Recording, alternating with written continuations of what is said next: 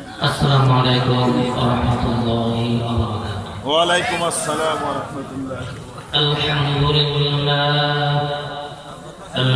لله نحمده ونستعينه ونستغفره ونؤمن به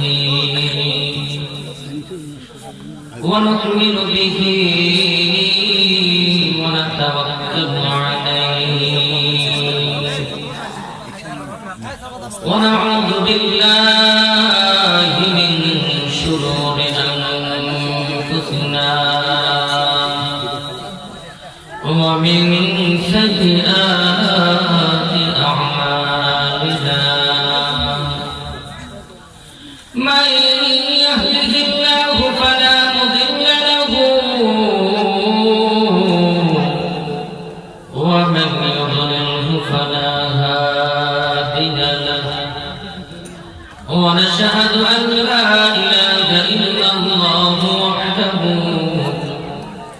وحده لا شريك له ونشهد أن سيدنا وسندنا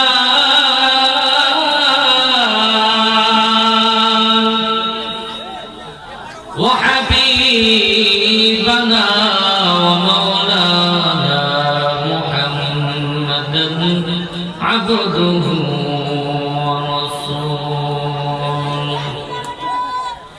الذي أرسل إلى الناس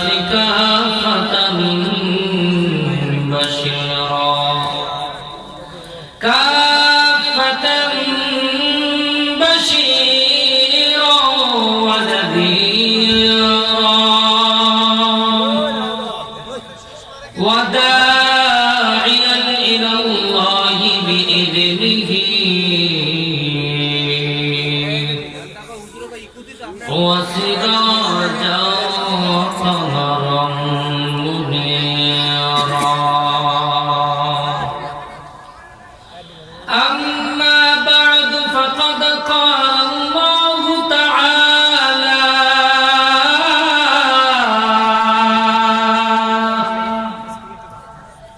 في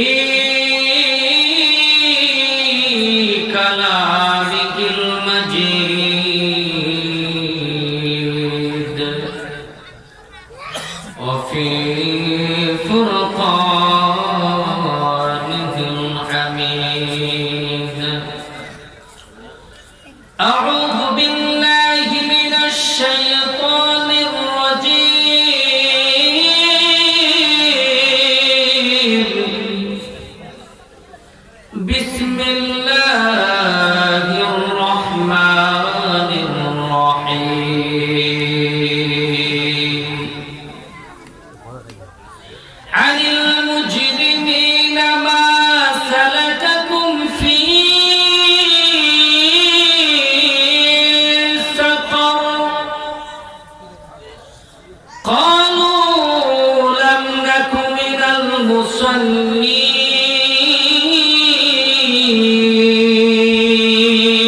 المصلين ولم نك نطعم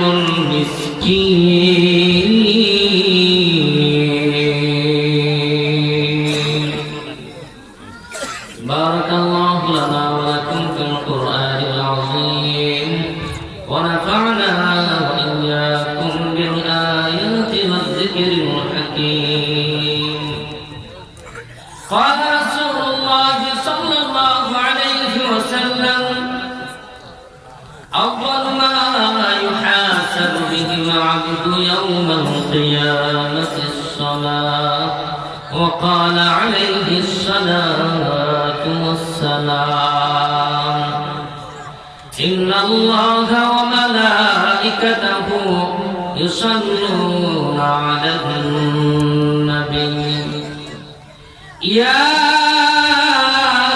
أيها الذين آمنوا صلوا عليه وسلموا تسليما اللهم صل على سيدنا مولانا محمد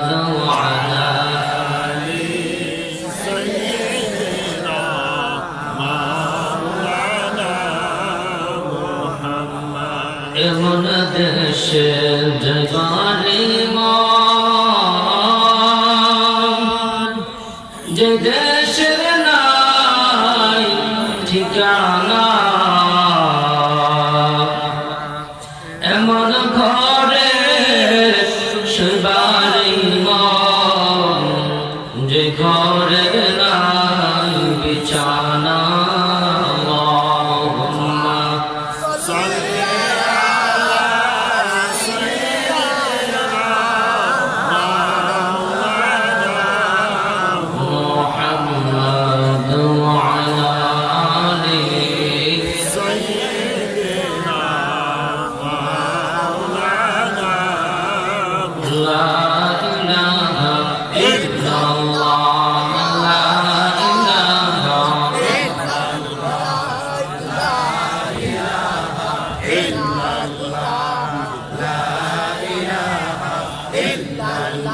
لا إله إلا الله محمد رسول الله صلى الله عليه وسلم بلغ العلا بكماله كشف الدجى بجماله حسنت جميع خصاله صلوا عليه وآله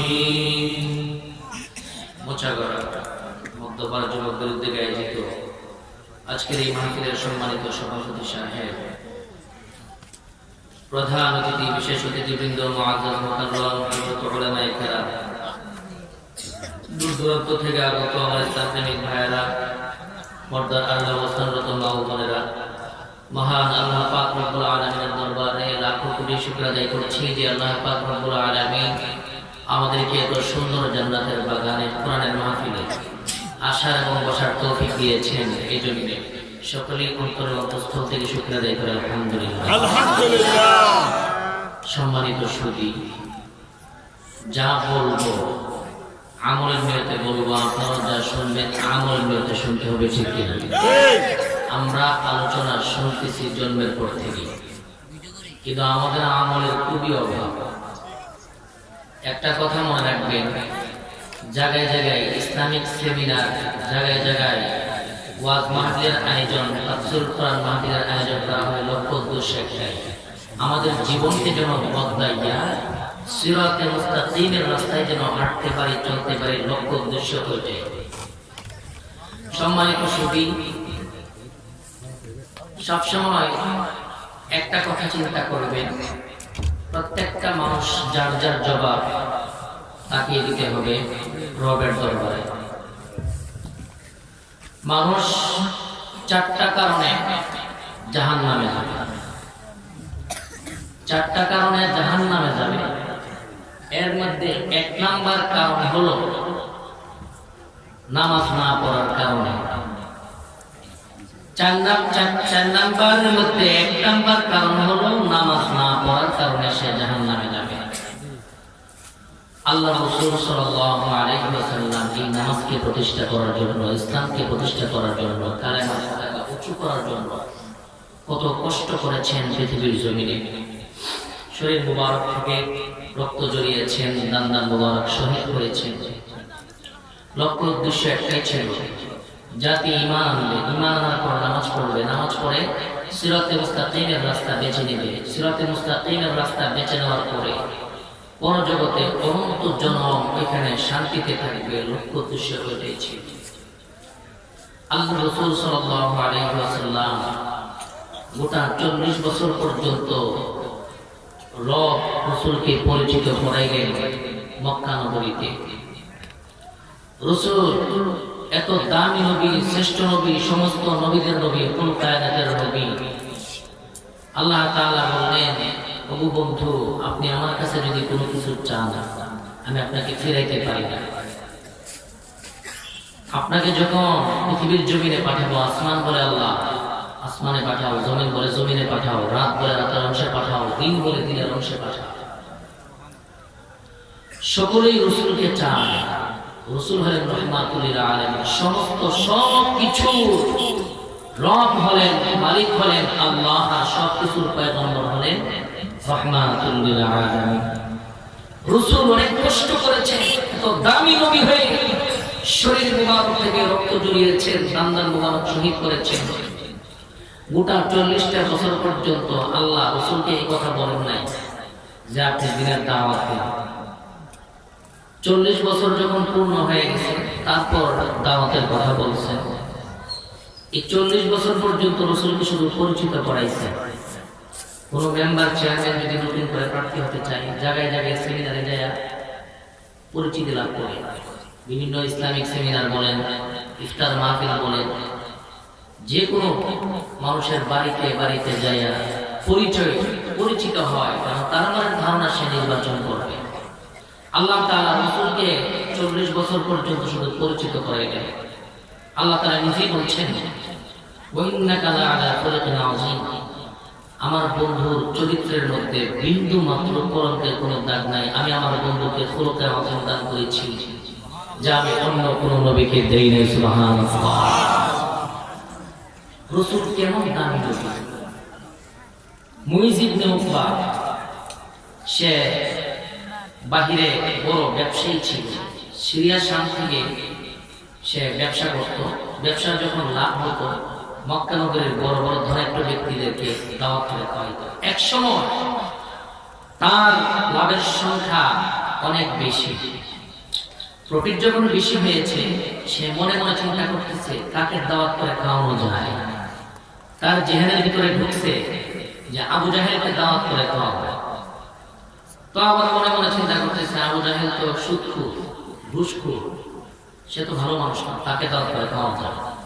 আবার তার মনে ধারণা হলো যে তাহলে আবু লাহাবকে দাওয়াত দিই। বিবেক বলতেছে আবু লাহাব তো রাস্তার 50%ই খেয়ে ফেলে, সুতরাং তাকে দাওয়াত করে খাওয়ানো যাবে না।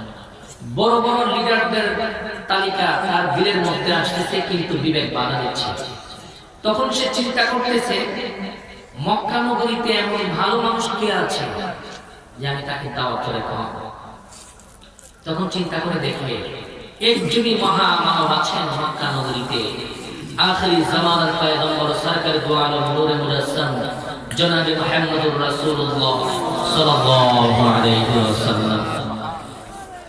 রুকবা দৌড়াইয়া মুহাম্মদের দরবারে চলে গেল, গিয়ে বলতেছে, ও মুহাম্মদ, আমি তোমাকে দাওয়াত করার জন্য আসছি, তুমি এবং সাহাবীদেরকে লইয়া আমার বাড়িতে গিয়ে খানা খাবে দুপুর বেলায়।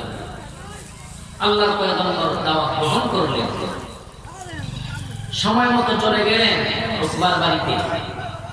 স্পেশাল খাবার দেওয়া হলো, সাহাবীরা মুখে খাবার নিতেছেন না, কারণ রাসূল আগে খাবার খাবে, তারপর সাহাবীরা খাবে।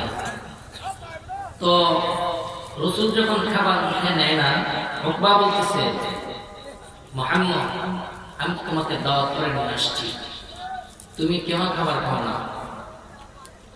আল্লাহর পয়গম্বর বললেন, শর্ত আছে, শর্ত যদি মানো তাহলে খাবার খাবো। রুকবা ডাকতে বলল, ও মুহাম্মদ, কি শর্ত? শর্তটা কি বলে দাও। ওই শর্ত হলো আমার জবানের সঙ্গে জবান মিলাইয়া কালেমা পড়ে মুসলমান হয়ে যাও। সুবহানাল্লাহ। রুকবা ডাকতে বলল, ও মুহাম্মদ, আমাকে তোমার জবানের সঙ্গে জবান মিলাইয়া কালেমা পড়ে মুসলমান বানায়া দাও। লা ইলাহা ইল্লাল্লাহু মুহাম্মাদুর রাসূলুল্লাহ সাল্লাল্লাহু আলাইহি ওয়াসাল্লাম। পয়গম্বর খুশি হয়ে গেলেন, সাহাবীরা খুশি, খাবার খায় গেলেন। তো কার মাঝে পড়ছে, ভিতর থেকে পড়ছে নাকি শুধু জবান দিয়ে পড়ছে, একটু পরে খেয়াল পায়। যখন উকবা দরিদ্র ব্যক্তি মুসলমান হয়ে গেছে, জায়গায় জায়গায় ব্রেকিং নিউজ হয়ে গেছে। মক্কা নগরীতে আনাচে কানাচে জায়গায় জায়গায় ব্রেকিং নিউজ হয়ে গেল, মক্কা নগরীর দরিদ্র ব্যক্তি নাকি কালেমা পড়ে মুসলমান হয়ে গেছে। সৎসঙ্গে সর্বনাশ, অসৎ সঙ্গে হলো সর্বনাশ। উকবার বন্ধু উমাইয়া দৌড়াইয়া উকবাকে গিয়ে বলে, উকবা, তুমি নাকি কালেমা পড়ে মুসলমান হয়ে গেছে, সত্যি কিনা? উকবা বলল, যা শুনেছ সব সত্যি, মিথ্যে না, মিথ্যে না, আমি তো কালেমা পড়ে মুসলমান হয়ে গেছি। উমাইয়া ডাক দিয়া বলল, উকবা যদি তাই হয় তাহলে তোমার অবস্থা বড় খারাপ হয়ে যাবে, তোমার অবস্থা বেশি খারাপ হয়ে যাবে। সৎসঙ্গে স্বর্গবাস, অসৎ সঙ্গে হলো সর্বনাশ।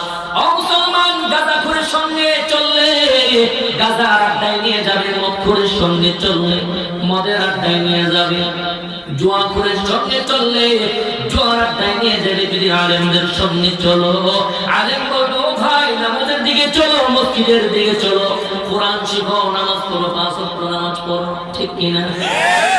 আল্লামা বাইজিদ বুস্তামি রাহমাতুল্লাহি আলাইহি খাদেম দৌড়াইয়া বাইজিদ বুস্তামির কাছে গিয়ে বললেন, ও আল্লামা বাইজিদ, আমাদের মহল্লার মধ্যে একজন বেশ্যা মহিলা ঢুকে গেছে, শত শত যুবকদেরকে নষ্ট করতেছে, কি করা যায়, কি করা যায়?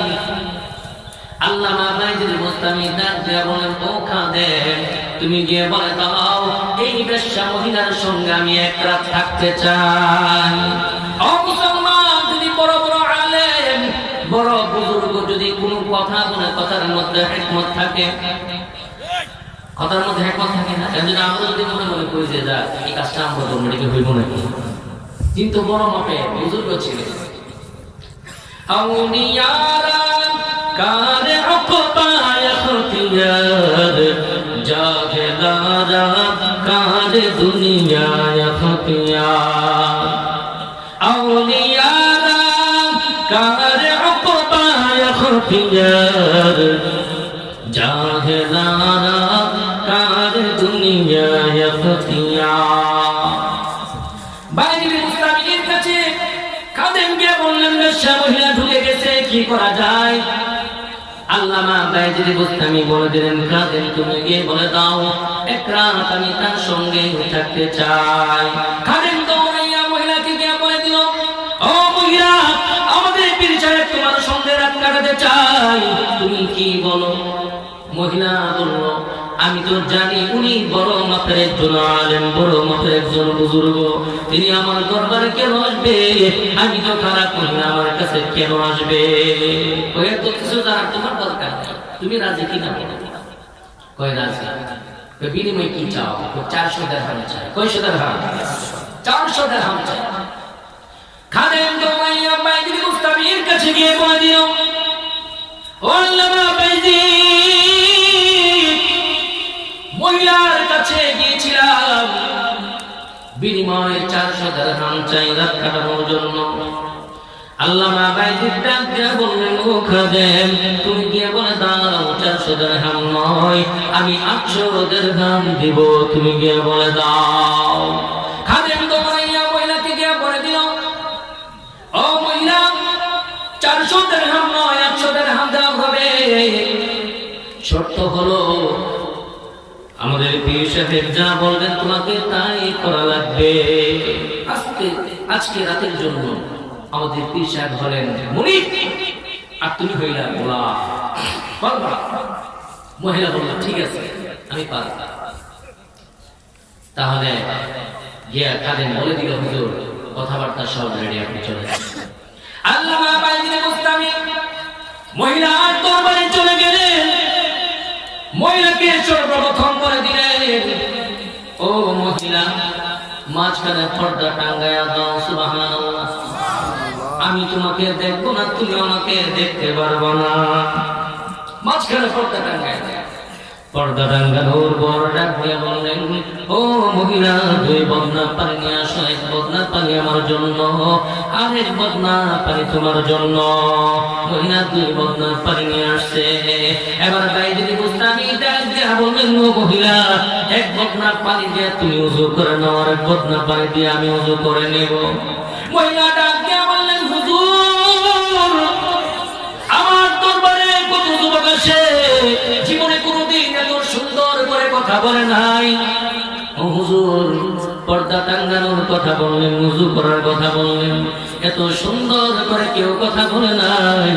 হুজুর এখন কি করতে হবে? আল্লামা বাইজিদ বুস্তামি ডাক দিয়ে বললেন, ও মহিলা, নামাজের মধ্যে দাঁড়ায় যাও। সুবহানাল্লাহ। এই দিক দিয়ে বাইজিদ বুস্তামি নামাজের মধ্যে দাঁড়াইয়া রবের দরবারে দেখে বললেন ইন্নাকা লা তাহদি মান আহবাবতা ওয়ালাকিন্নাল্লাহা ইয়াহদি মান ইয়াশা ওয়া হুয়া আ'লামু বিল মুহতাদিন।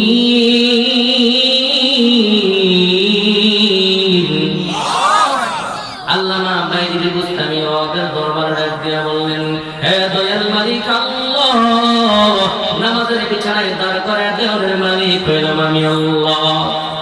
আল্লাহ হেদায়েত দেওয়ার মালিক আমি আল্লাহ, হেদায়েত দেওয়ার মালিক হইলা তুমি আল্লাহ। তুমি তো রহমান রহিম গফুর রহিম আল্লাহ। ও আল্লাহ, এই মহিলা শত শত যুবকদেরকে নষ্ট করতেছে আল্লাহ। আল্লাহ তুমি দয়া করে এই মহিলাকে হেদায়েত দিয়া দাও। মহিলা 2 রাকাত নামাজ আদায় করে 2 রাকাত নামাজ আদায় করার পরে আবার আরো 2 রাকাত নামাজের জন্য দাঁড়ায় গেলেন। 4 রাকাত নামাজ আদায় করে এবার বাইজিদ বুস্তামি দিয়ে বললেন, ও মহিলা, নামাজ তোমার কাছে কেমন লাগে? ওই এত মজার নামাজ, জীবনে কোনোদিন নামাজের কথা কেউ বলে না। আমার কাছে যুবকরা আসে কাহেশ পূরণ করার জন্য, হুজুর আপনার ছোঁয়া পেয়ে আমার জীবনটা মনে হয় বদলে যাবে, আল্লাহ তাআলা আমাকে মাফ করবেন। এই মহিলা রবের দরবারে চিৎকার করে বলে, আল্লাহ তুমি তো রহমানুর রহিম, আল্লাহ তুমি তো গফুরুর রহিম, আল্লাহ দয়া করে আমাকে মাফ করে দাও আল্লাহ। আমি তো নফস শয়তানের ধোঁকায় পড়ে অন্যায় করেছি গো মাওলা। ও আল্লাহ তুমি তো রহমানুর রহিম গফুরুর রহিম। সারা রাত নামাজ পড়েছে, সারা রাত নামাজ পড়ার পরে তখন মহিলা বলতেছে, হুজুর আমার আল্লাহ মাফ করবেন। তখন হুজুর বললেন, কেন মাফ করবে না? তুমি খাঁটি দিল থেকে তওবা করো, আল্লাহ হচ্ছে রহমানুর রহিম গফুরুর রহিম। সম্মানিত সুধী, একজন আলেমদের সঙ্গে চললে কি হয়? আপনাকে নিয়ে যাবে এই মসজিদের দিকে। গাঁজাখুরের সঙ্গে চললে নিয়ে যাবে গাঁজার আড্ডায়, মদখুরের সঙ্গে চললে নিয়ে যাবে মদের আড্ডায়, জুয়াখুরের সঙ্গে চললে নিয়ে যাবে জুয়ার আড্ডায়। আলেমদের সঙ্গে চললে হাসরের ময়দানে হাসর নাসর আলেমদের সঙ্গে হবে, ঠিক কিনা? সম্মানিত সুধী, এই দিক দিয়া উকবা যখন কালেমা পড়ে মুসলমান হয়ে গেল, ব্রেকিং নিউজ হয়ে গেছে মক্কা নগরীতে। জায়গায় জায়গায়, মনে আছে না আপনাদের? জায়গায় জায়গায় ব্রেকিং নিউজ হয়ে গেছে, উকবা নাকি কালেমা পড়ে মুসলমান হয়ে গেছে। উমাইয়া তো উকবার বাড়িতে গিয়ে, উকবা যা শুনেছি সব সত্যি কিনা? উকবা বলে দিল, যা শুনেছ সব সত্যি। কই যদি তাই হয় তোমার অবস্থা কিন্তু বেশি খারাপ হয়ে যাবে। কই ও উমাইয়া বন্ধু, আমি তো মন থেকে কালিমা পড়ি নাই, নাউজুবিল্লাহ। উকবা বলে, আমি মন থেকে কালিমা পড়ি নাই, আমি শুধু জবান দিয়ে কালিমা পড়েছি। যে সিচুয়েশন, যে পরিবেশ ছিল কেন গতকাল, যদি আমি মুসলমান না হইতাম, কালিমা না পড়তাম, আমি বেইজ্জতি হইতাম, অপমান হইতাম। মুহাম্মদকে আমার বাড়িতে খাবার খাওয়ার জন্য নিয়ে আসছিলাম। বলছে শর্ত আছে, শর্ত হলো জবানের সঙ্গে জবান মিলাইয়া কালেমা পড়ে যদি মুসলমান হই খাবার খাবে। এই জন্য আমি কালেমা পড়ছি। ও বন্ধু, চিন্তার কোনো কারণ নাই, টেনশনের কোনো কারণ নাই। ওই বন্ধু তুমি তো সত্যি বলতেছে? হ্যাঁ আমি সত্যি বলতেছি, আমি অন্তর দিয়া পড়ি নাই। উমাইয়া ডাক দিয়া বলল, যদি তাই হয় তাহলে মুহাম্মদের দরবারে যাইয়া মুহাম্মদের কালেমা ফিরাই দিয়ে আসবা। উকবা বলে, ঠিক আছে আমি মুহাম্মদের দরবারে যাইয়া মুহাম্মদের কালেমা ফিরাই দিয়ে আসবো। উমাইয়া বলে, বন্ধু আরেকটা কাজ করা লাগবে। আরেকটা কাজ হলো, তোমার মুখ থেকে থুতু বের করে মুহাম্মদের চেহারার মধ্যে মারতে হবে। নাউজুবিল্লাহ। চিৎকার করে বলেন নাউজুবিল্লাহ।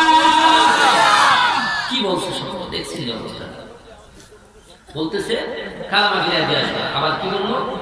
যে তোমার মুখ থেকে থুতু বের করে মুহাম্মদের চেহারার মধ্যে মারতে হবে। ওই সময় টপ লেভেলের শয়তানগুলি থাকবে। আবু জাহিল, আবু লাহাব, বড় বড় শয়তানগুলি থাকবে। তোমার কাজগুলি তুমি কিন্তু করা লাগবে। উকবা বলে, ঠিক আছে কোনো সমস্যা নাই, আমার কাজ আমি ওই সময় করে দেব। সকল দল নিয়ে মুহাম্মদের দরবারের দিকে যায়।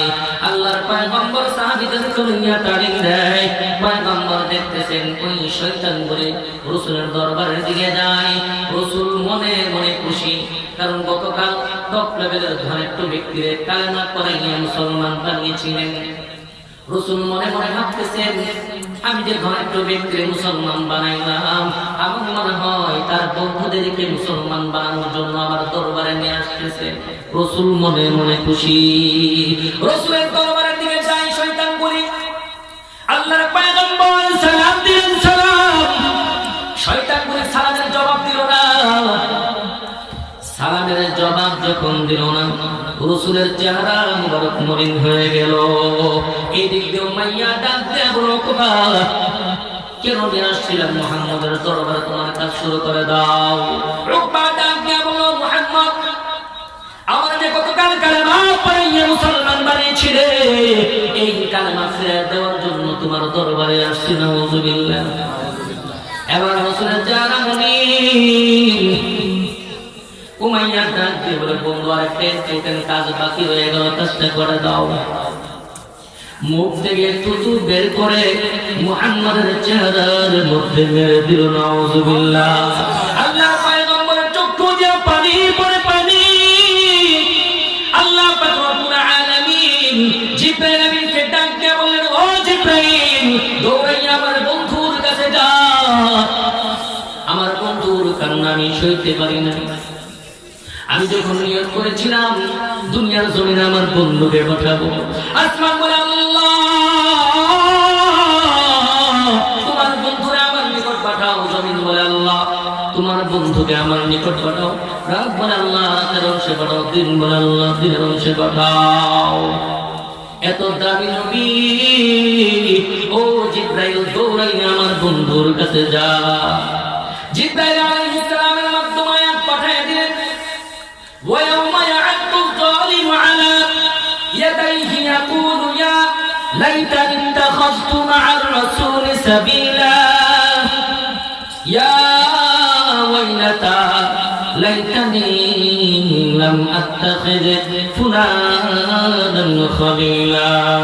জিবরাইল আলাইহিস সালাম আল্লাহর পয়গম্বরকে দেখে বললেন, ইয়া রাসূলুল্লাহ, ইয়া হাবিবাল্লাহ, আপনার চোখের পানি মুছে ফেলেন, আপনি কাঁদবেন না। মহান রব্বুল আলামিন আপনার কান্না সইতে পারে না, সইতে পারে না, চোখের পানি মুছে ফেলেন। এই শয়তানের উকবার হাশরের ময়দানে এমন দূর অবস্থা হবে, উকবা চিৎকার দিয়ে বলবে, আল্লাহ, আযাব আর সহ্য হয় না, আল্লাহ, আমার ডাকের সাড়া দাও। রবের দরবারে কান্নাকাটি করবে, চোখের পানি শুকিয়ে যাবে, আপন বলতে কেউ থাকবে না। ও পয়গম্বর, আপনি কাঁদবেন না, আপনার চোখের পানি মুছে ফেলেন। ও মুসলমান, পয়গম্বরকে যারা কষ্ট দিয়ে দুনিয়ার জমিন ত্যাগ করেছে, চিরস্থায়ী জাহান্নাম তারা বেছে নিল, তারা কোনো গতি নেই, ঠিক কিনা? রাসূল চেয়েছেন প্রত্যেকটা মানুষ যেন ইমানদার হয়ে যায়, ঈমান আনার পরে যেন নামাজি হয়ে যায়, মানুষগুলি যেন পথভ্রষ্ট না হয়ে সিরাতে মুস্তাকিমের রাস্তা যেন বাঁচতে পারে। এর জন্য রাসূল অনেক কষ্ট করেছেন, অনেক মুজাহাদা করেছেন। 40 বছর পর্যন্ত পরিচিত করানোর পরে রাসূলকে নবুয়তি দেওয়া হলো। নবুয়তি দেওয়ার পরে রাসূল গিয়া খাদিজাতুল কুবরাকে বললেন, ও খাদিজা, আমার উপর যে কোরআন নাযিল হয়েছে, আমি তো নবী হয়েছি, আমি সর্বপ্রথম তোমাকে কালেমার দাওয়াত দিচ্ছি, ইসলামের দাওয়াত দিচ্ছি, তুমি কালেমা পড়ে মুসলমান হয়ে যাও। বিবি খাদিজাতুল কুবরা কোনো প্রশ্ন করলেন না। আল্লাহর পয়গম্বর একবার সঙ্গে সঙ্গে কালেমা পড়ে মুসলমান হয়ে গেলেন। আল্লাহর পয়গম্বর ডাক দিয়া বললেন, ও খাদিজা, তুমি কেন কোনো প্রশ্ন করলা না? খাদিজাতুল কুবরা ডাক দিয়া বললেন, ও স্বামী, আমি আগে থেকে জানতাম আপনি সাধারণ কোনো মানব না, আপনি যে শ্রেষ্ঠ নবী, আখিরি নবী, এটা আমি আগে থেকে জানতাম। আপনি যখন বকরি চড়ার জন্য মাঠে যাইতেন, যেদিকে দৌড়াদৌড়ি করতেন, মেঘমালা ছায়া দিয়ে দিয়ে দৌড়াতেন। আপনি একদিন অসুস্থ হয়ে গিয়েছিলেন, আপনাকে আমার চাচাতো ভাই ইহুদির বড় আলেম বড় কবিরাজ তার কাছে নিয়ে গিয়েছিলেন, বলছিল খাদিজা তুমি কাকে নিয়ে আসো? সে তো সাধারণ কোনো মানুষ না।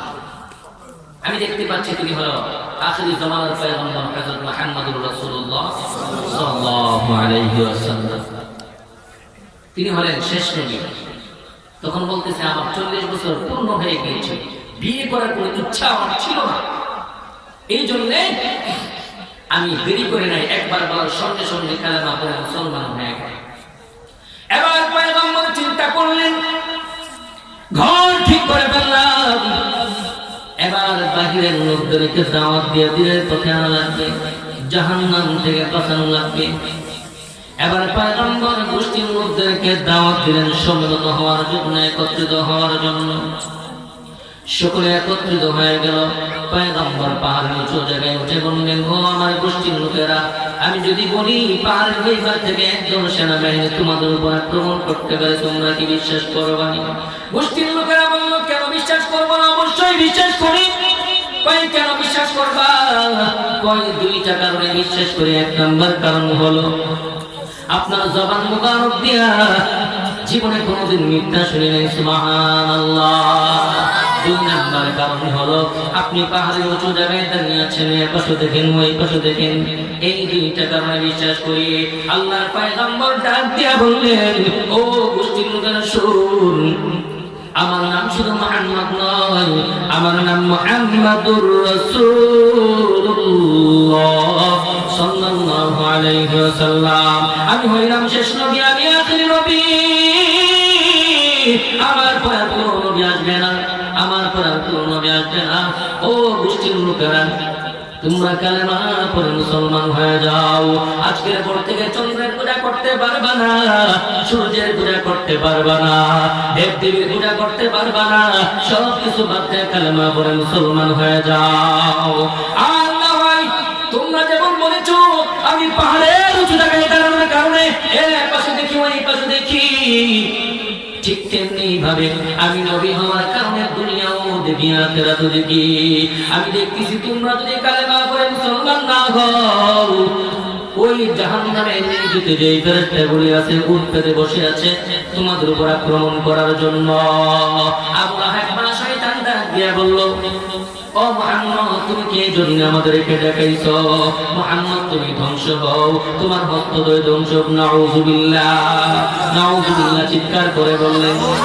আল্লাহ রাব্বুল আলামিনের সহ্য হয় নাই, সঙ্গে সঙ্গে আবু লাহাবের বিরুদ্ধে কমপ্লিট সূরাতুল লাহাব নাযিল করে দিলেন। তাব্বাত ইয়াদা আবি লাহাবি ওয়া তাব, আবু লাহাবের হস্তদ্বয় ধ্বংস হোক। মা আগনা আনহু মালুহু ওয়া মা কাসাব, কোন কাজে আসেনি তার ধন সম্পদ, ও যা সে উপার্জন করেছে। সায়াসলা নারান যাতা লাহাব, সত্যই সে প্রবেশ করবে বেরিহান অগ্নিতে। অমরাতুহু হাম্মালাতুল হাতাব, ফি জিদিহা হাবলুন মিন মাসাদ, এবং তার স্ত্রীও যে ইন্ধন বহন করে তার গলদোষে খরজুরের রশি নিয়ে। মহান রব্বুল আলামিন আবু লাহাবের বিরুদ্ধে দাঁত ভাঙার জবাব দেওয়ার জন্য সূরাতুল লাহাব নাযিল করে দিলেন।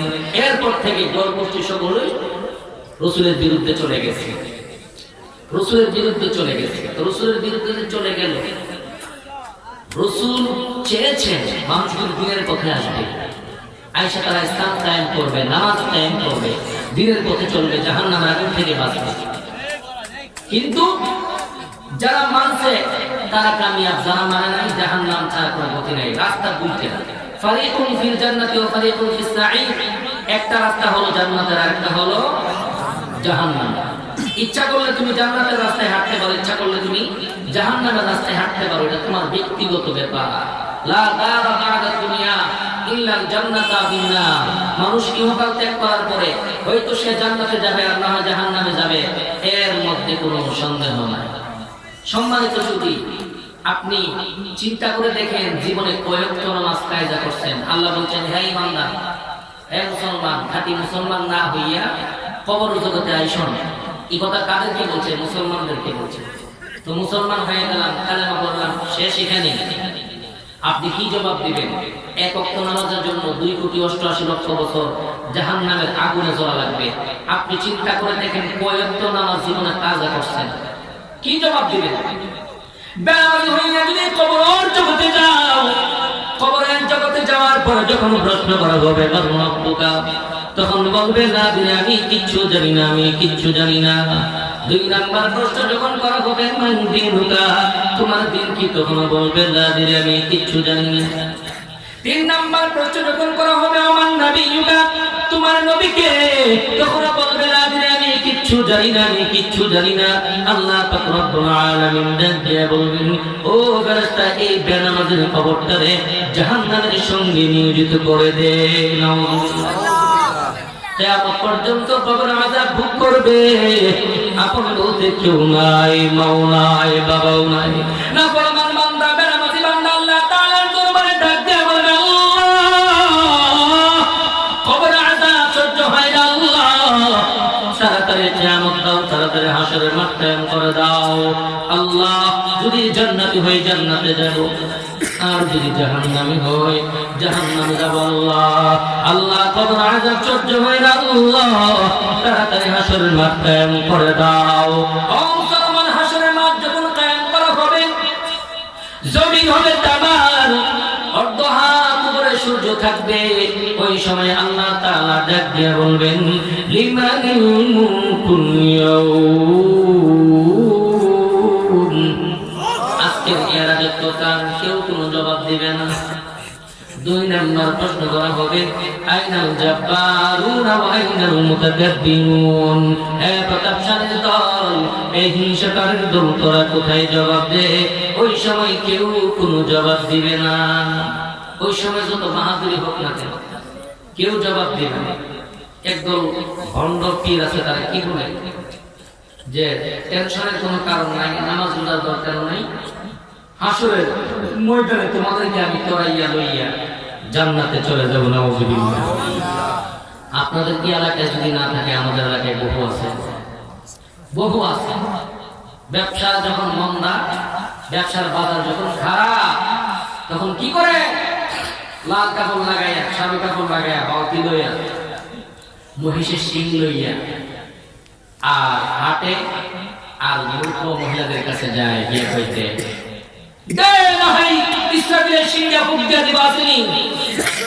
বহু আছে আমাদের এলাকায়, বহু আছে। জিজ্ঞেস করলে কি কাকা অবস্থা এমন, তোমার ব্যবসার বাজার মন্দা, কি করি, অবস্থা খুব খারাপ, এছাড়া কোনো পথ নাই। কিছু ভণ্ড পীরও আছে, চেহারার দিকে তাকাইলে তারই বংশ নাই, সে আল্লাহ কিভাবে চিন্তা আবার আরেকজনকে দেখাবে পথ? তার মধ্যেই তো সুন্নত নাই, নামাজ নাই, রোজা নাই, শুধু মুরিদদের থেকে টাকা চায়, টাকা দাও, ঘর করবো, মেয়ে বিয়ে দিব, ছেলেকে ইতালি পাঠাবো। বহু আছে এরকম ভণ্ড পীরগুলি, সাধারণ মানুষদের ঈমানকে ধ্বংস করে দিচ্ছে, সেই খবর আমাদের মধ্যে নাই। শয়তান কি করছে? শয়তান বলতেছে, আল্লাহ তোমার বান্দা বান্দীদেরকে এমন ভাবে আমি ধোঁকা দিব, তারা মনে করবো যে এটা ভালো কাজ, তো তওবা করার কোনো প্রশ্নই আসে না। আমি নিজের চোখে দেখছি। আমি যাইতেছি মালাই বান্দরের দিকে, নবীনগর এক প্রোগ্রামে, জায়গার নাম বলবো না, পাশে একটা মাজার ছিল, মাজারের সাথে মসজিদে আমি নামাজ পড়ছি, মাগরিবের নামাজ পড়ে যখন মসজিদ থেকে বের হলাম, দেখি কয়েকটা লোকে মাজারের মধ্যে সিজদা করতেছে। বলেন নাউজুবিল্লাহ। হিন্দু আর মুসলমান যারা মাজার পূজারী, পার্থক্যটা কি? যদি মাজারের মধ্যে সিজদাই দেওয়া লাগে, বাবা কি বলে গেছে যে মাজারে সিজদা করো? এই কপালটা কার জন্য? আল্লাহর কুদরতি পায়ের জন্য। সিজদা যদি দিতে হয়, রবের কুদরতি পায়ে সিজদা দিব, ঠিক কিনা? ওই ভণ্ডগুলি কি করে? সিজদা দিছে, ঈমানটাকে বিক্রি করে দিল, সে মনে করতেছে কাজটা ভালো করতেছে। মাজারের মধ্যে পীরের পায়ে সিজদা দিয়ে সে মনে মনে ভাবতেছে সে ভালো কাজ করতেছে। শয়তান কিন্তু খুশি হয়, আল্লাহ এই তোমার বান্দা বান্দি, সে মনে করতেছে সিজদা দিয়ে ভালো কাজ করতেছে। সে যে জাহান্নামী হয়ে গেল সেই খবর নাই, কারণ তওবা করলে না আল্লাহ কবুল করত। তওবা করার কোনো প্রয়োজনে মনে করো না, কারণ তার মনে ধারণা সে সেজদা দিয়া ভালো কাজ করতেছে, এই জন্য তার মনে ধারণা, এই জন্য কি করে তওবা করার কোনো প্রয়োজন মনে করে না। সম্মানিত ছবি, ওই সময় অবস্থা এমন কঠিন হবে, এমন ভয়াবহ অবস্থা হবে হাসরের ময়দানে। সকল নবী রাসূলগণ বলবে ইয়া নাফসি ইয়া নাফসি ইয়া নাফসি। একমাত্র আখিরি জামানার পয়গম্বর সরকারে দু আলম নূরে মুজাসসাম জনাব মুহাম্মদুর রাসূলুল্লাহ সাল্লাল্লাহু আলাইহি ওয়াসাল্লাম বলবেন রব্বি হাবিলি উম্মতি রব্বি হাবিলি উম্মতি আল্লাহুম্মা উম্মতি আল্লাহুম্মা উম্মতি। শুধু উম্মতের জন্য কাঁদবেন একমাত্র আখিরি জামানার পয়গম্বর হযরত মুহাম্মদুর রাসূলুল্লাহ সাল্লাল্লাহু আলাইহি ওয়াসাল্লাম। এছাড়া সকলে কি বলবে ইয়া নাফসি ইয়া নাফসি। এই যে যারা দেব দেবীর পূজা করে তারা হাসরের ময়দানে আল্লাহ তাআলার কাছে বলবে আল্লাহ আমরা তো দেব দেবীর পূজা করেছি, আমাদের শাফাআত করবে দেব দেবীরা, তারা কোথায়? হাসরের ময়দানে আল্লাহ তাআলার কাছে মানে মানুষ বাঁচার জন্য এমন বাহানা তৈরি করবে। এই যে বেনামাজিরা ওই সময় আল্লাহ বলবে এই সিজদা কর, রুকু দে, সিজদা দে। তখন সে বলবে আল্লাহ আমি তো দুনিয়ার জমিনে নামাজ পড়ছি, দুনিয়ার জমিনে আমি নামাজ পড়ছি, আমি তোমার কুদরতি পেয়ে সিজদা দিছি, কইতে এখন দে। যখন সে সিজদা দিতে না পারবে আপনার সবগুলো একদম স্ট্রং সোজা হয়ে যাবে, বাঁকা করতে পারবে। কঠিন মুসিবতের সময় বাঁচার জন্য সকলেই রাস্তা খুঁজবে, কিন্তু রাস্তা খুঁজে পাবে না। ওই কাফের বেদিন হিন্দু বুদ্ধ খ্রিস্টান তারা বলবে আমরা দেব দেবীর পূজা করছি, এই দেব দেবীরা কই, আমাদেরকে শাফাআত করবে।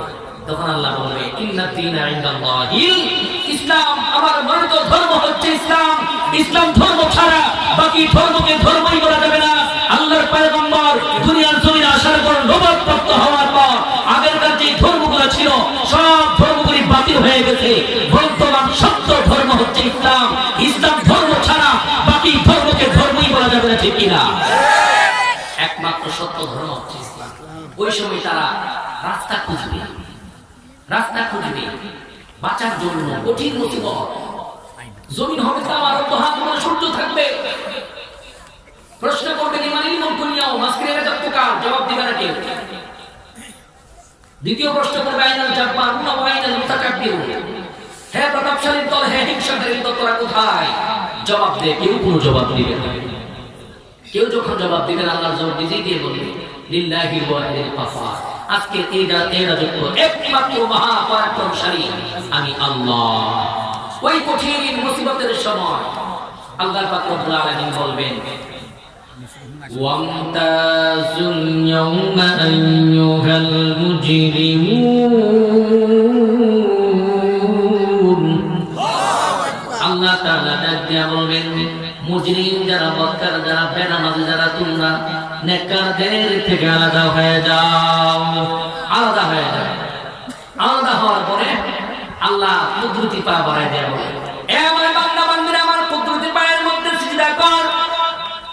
নেককার বান্দা যারা, যারা দুনিয়ার জমিনে মসজিদের মধ্যে যাইয়া যাইয়া পাঁচ ওয়াক্ত নামাজ পড়েছে যারা, তারা আল্লাহর কুদরতি পেয়ে সিজদা দিয়ে পড়ে যাবে। আর নাফরমান বান্দা যারা মসজিদের মধ্যে মুয়াজ্জিন আযান দেয় নামাজের দিকে যায় না, সিজদা দেওয়ার জন্য রেডি হয়ে যাবে। ওই সময় আল্লাহ পাক রব্বুল আলামিন ডাক দিয়ে বলবেন ও ফেরেশতা, এই বদকারের ঘাড়ের পিছনের রক্তটাকে সোজা করে দাও, যেন বাঁকা করতে না পারে। সারা জীবন ভর নামাজ পড়ে নাই, রোজা রাখে নাই, আমার নাফরমানি করেছে, আজকে সে আমার কুদরতি পায়ের মধ্যে সিজদা করে জান্নাত লাভ করবে। ও ফেরেশতা না, না এটা সম্ভব না, এটা সম্ভব না। সিজদা দেওয়ার মতো কোনো রাস্তা খুঁজে পাবে না। ওই সময় কঠিন মুসিবতের সময় জাহান্নামীরা বেনামাজিদেরকে ওই সময় ওয়াসিফাল্লাযিনা কাফারু ইলা জাহান্নামা যুমারা হাত্তা ইযা জাউহা وفتحت أبوابها وقال لهم خزنتها।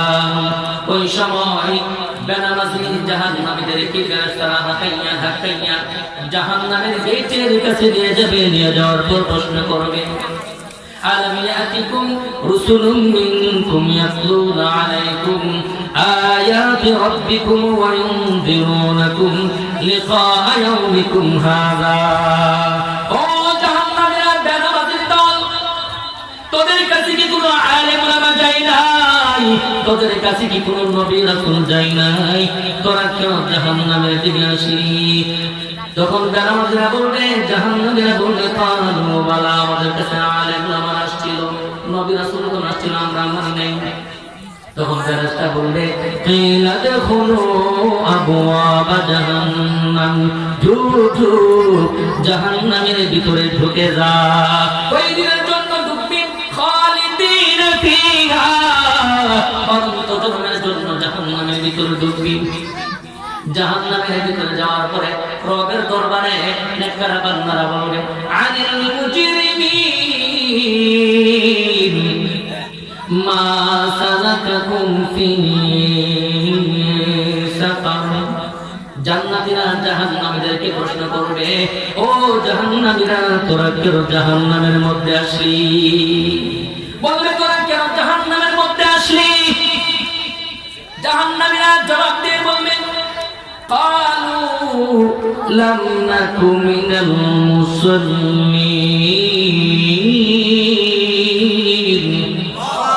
জাহান্নামের মধ্যে আসছি, দুনিয়ার জমিনে আমরা মুসল্লি ছিলাম না। দুনিয়ার জমিনে আমরা কি করছিলাম না? মুসল্লি ছিলাম না, আমরা নামাজ পড়ি নাই, এই জন্য আমরা জাহান্নামে আসছি। এই প্রশ্ন কেডা করবো? জান্নাতীরা জাহান্নামীদেরকে প্রশ্ন করবে, আনিল মুজরিমিনা মা সালাকাকুম ফি সাকার। এই জাহান্নামীরা, তোরা জাহান্নামে কেন গেলি? তখন জাহান্নামীরা বলবে, ক্বালু লাম নাকু মিনাল মুসাল্লিন, দুনিয়ার জমিনে আমি নামাজ পড়ি নাই, মুসল্লি ছিলাম না, এই জন্য জাহান্নামে আসছি। 4 নাম্বার কারণ জাহান্নামে যাওয়ার। কয় নাম্বার? কয় নাম্বার জাহান্নামে যাওয়ার কারণ? 4টা। 4টার মধ্যে 1 নাম্বার হলো নামাজ না পড়ার কারণে সে জাহান্নামী। নামাজের জন্য রাসূল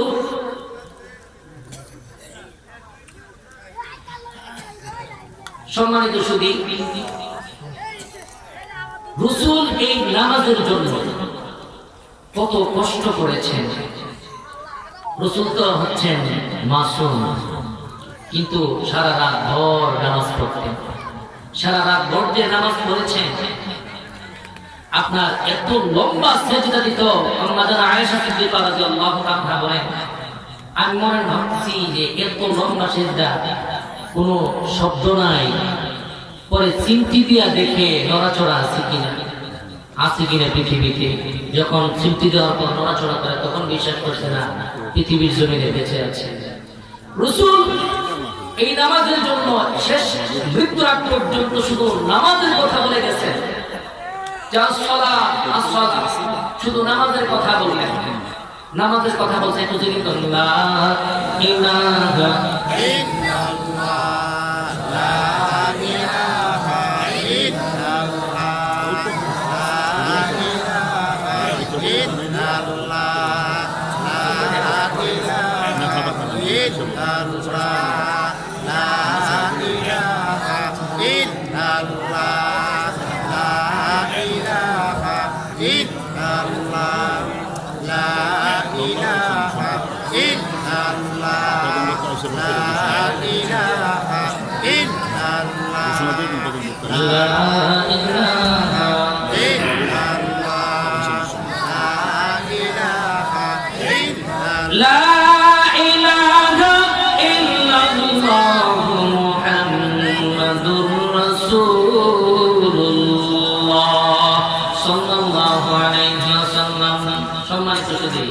আমাদের প্রধান মেহমান চলে আসছেন বলে আলহামদুলিল্লাহ। আলহামদুলিল্লাহ, চিন্তার কোনো কারণ নাই, হুজুর কিছুক্ষণের মধ্যে চলে আসবে। সম্মানিত উপস্থিতি, রাসূল মৃত্যুর আগ পর্যন্ত শুধু এই কথাই বলছেন, আসসালাত আসসালাত। একবার যুদ্ধের ময়দান থেকে বাড়ি ফেরার পথে রাসূল ক্লান্ত হয়ে পড়লেন। হযরত আলীকে বললেন, হে আলী, বিশ্রামের প্রয়োজন, কোনো বৃক্ষ দেখা যায় কিনা দেখো। দেখে একটি গাছ দেখা যায়, গাছের নিচে গেল। আল্লাহর পয়গম্বর বললেন, আলী, আমি তোমার কোলের মধ্যে মাথা রাখতে চাই, তুমি তুমি কি বলো? আলী ডাক দিয়া বললেন, ও পয়গম্বর, আপনি আমার কোলের মধ্যে মাথা রাখবেন, এর চেয়ে সৌভাগ্যের ব্যাপার আর কি হইতে পারে? কোনো সমস্যা নাই। রাসূল ঘুমায়া পড়লেন। রাসূল যখন ক্লান্ত অবস্থায় ঘুমিয়ে পড়লেন, এই দিক দিয়ে দেখে আসরের নামাজ পার হয়ে যায়। আসরের নামাজ যখন পার হয়ে যায়, সূর্য পশ্চিম দিক দিয়ে ডুবে ডুবে ভাব এই দিক দিয়ে আলী চিন্তায় পড়ে গেলেন। এই আসরের নামাজের জন্য আলী কান্দেন, চক্ষু দিয়ে পানি পড়তে যায়, হাই হুদাস করতে যায়, হাই রে ইমান মানে এত নামাজ আমার কাজা হয় নাই, আমার মনে হয় আজকে আসরের নামাজ কাজা হয়ে যাবে। আলী চিন্তা করতেছে আর কাঁদতেছে। হঠাৎ করে আলীর চোখের পানি আল্লাহর পয়গম্বরের চেহারা মুবারকের মধ্যে পড়ে গেল। আল্লাহর পয়গম্বর সজাগ হয়ে গেলেন। আল্লাহর পয়গম্বর ডাক দিয়া বলল, আলী তুমি কাঁদতেছো কেন? কি সমস্যা, কি ব্যাপার? তোমার কি কেউ প্রহার করছে নাকি, কেউ মারছে নাকি? কই না। তাহলে কি সমস্যা? তোমার পরিবারের মধ্যে কোনো সমস্যা হয়েছে কি হয়েছে নাকি? কই না। তাহলে কান্দ কেন? আলী রাদিয়াল্লাহু তাআলা ডাক দিয়া বললেন, ও আল্লাহর পয়গম্বর, আমি কেন কাঁদতেছি? একটু পশ্চিম দিক দিয়ে তাকায় দেখেন, সূর্য পশ্চিম দিক দিয়ে অস্ত যায়, আসরের নামাজ আর পড়া হলো না। আল্লাহর পয়গম্বর ডাক দিয়া বলল, আলী তুমি কি মনে করছো আমি কি আদম পয়গম্বরের মতো? না রে আলী, না রে, আদম পয়গম্বরের মতো না। ও আলী তুমি কি মনে করেছো আমি ইব্রাহিম খলিলুল্লাহর মতো? ও আলী না রে, আমি ইব্রাহিম খলিলুল্লাহর মতো না। ও আলী তুমি কি মনে করছো আমি মুসা কালিমুল্লাহর মতো? না রে আলী, না, আমি মুসা কালিমুল্লাহর মতো না। ও আলী তুমি কি মনে করেছো নাকি আমি ঈসা রূহুল্লাহর মতো? ও আলী না, না, আমি হইলাম হাবিবুল্লাহ। সুবহানাল্লাহ। আল্লাহর পয়গম্বর সূর্যের দিকে তাকাইয়া ইশারা করে বলে, সূর্য সূর্য ডুবার আগে 3 আসরের সময় হয়ে যায়। সুবহানাল্লাহ। এই সূর্য আমি যদি না আসতাম, এই সূর্য তোর আল্লাহ বানাইতো না, তোর সৃষ্টি করতো না সূর্য। পয়গম্বর যখন সূর্যের দিকে ইশারা করে কথা বললেন, সূর্য পুনরায় আসরের নামাজের সময় হয়ে গেল।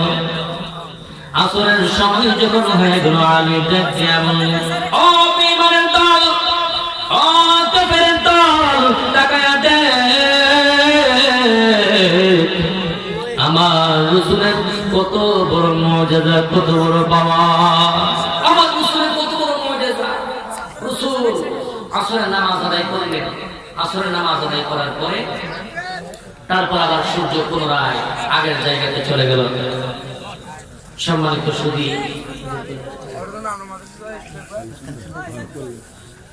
সম্মানিত উপস্থিতি, হুজুর চলে আসছে। আলোচনা লম্বা করার ক্ষমতা আমার নাই, তবে একটু সময় দিনের জন্য, কোরআনের মাহফিলের জন্য যতটুকু সম্ভব আপনারা দিয়ে শরীক থাকবেন। কে আছেন যে এই মাহফিলের জন্য আল্লাহর রাস্তায় কিছু